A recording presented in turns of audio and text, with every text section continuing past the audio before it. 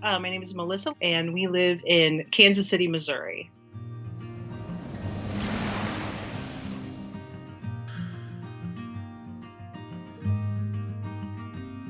We have the Tiwal 3, and we bought it in July. Well, we're in the middle of the country, so we don't really have ocean access close. But so we have a lake that's about 20 miles north of us that we go to all the time, and we have a teardrop camper. So for several years, we're just on the side seeing all the people on the sailboats, and now we get to go out, into the water. So it's very nice. And then we've also taken it down to Beaver Lake in Arkansas, which is a really beautiful lake. It's in northern Arkansas.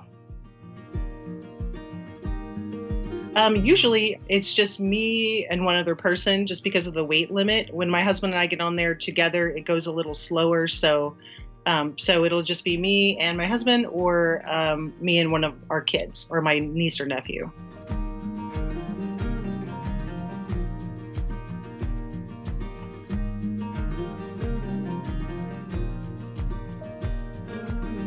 It's going great.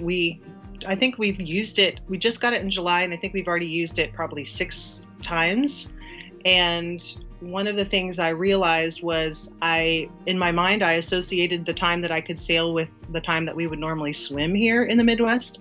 But I noticed a lot of the other sailors would get wetsuits and they could go out later because there were a lot of warm days in October. So my husband got me a wetsuit for my birthday. And so starting in the spring, I'll be able to go out earlier than we normally would go out, just to swim or something. So that'll be nice. The thing that made me actually want to buy the boat was I realized when I went on the sailing lesson, because in the Midwest, it gets very hot during the summer. And the boat that we did the sailing lesson on, you're pretty much out of the water most of the time.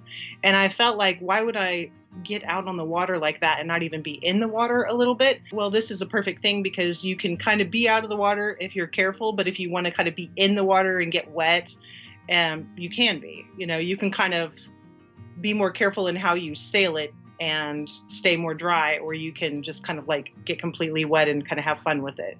So I thought it was a perfect combination. I think probably how once you spend the time and put it together that first time, it's really easy to put together after that. I think that's probably the thing. I was a little worried about it being tedious to put together each time, but it really isn't. So.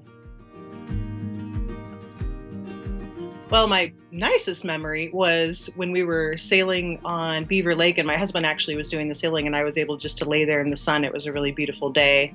But I think the most funniest memory was the first day we put it together. We'd spent about an hour and a half. We couldn't get good cell phone reception, and there's a really great video on how to put the boat together. And so I wanted to definitely get out in the water, and it was a very, very windy day. So we didn't even have the rigging on the sail properly on the boat, but I decided to take it out anyway. And my sister and I got stuck out in the middle, and there were all these people with sailing experience yelling at us like what we should do or not do. And we didn't even know what the words, like what is the rudder? So we finally made it back in. I actually had to swim and pull it because I didn't have the sail on properly. So anyway, that was like the funniest thing. That was the first day.